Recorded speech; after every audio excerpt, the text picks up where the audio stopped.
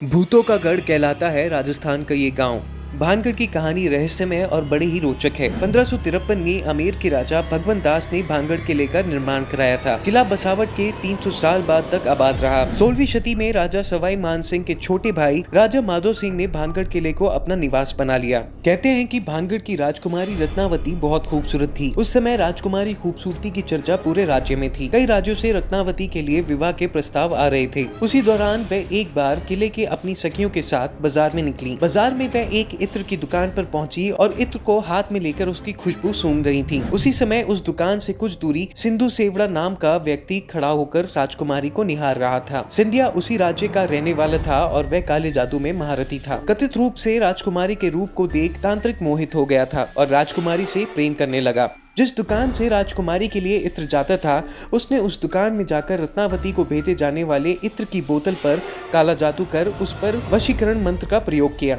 जब राजकुमारी को सच्चाई का पता चला तो उसने इत्र की शीशी पास ही एक पत्थर पे फेंक दी। इससे शीशी टूट गई और इत्र बिखर गया। काला जादू होने के कारण पत्थर सिंधु सेवड़ा के पीछे ही हो लिया और उसे कुचल दिया। सिंधु सेवड़ा तो मर गया, लेकिन मरने से पहले उस तांत्रिक ने श्राप दिया कि इस किले में रहने वाले सभी लोग जल्द ही मर जाएंगे और दोबारा जन्म नहीं लेंगे। उनकी आत्मा इस किले में ही भटकती रहेगी।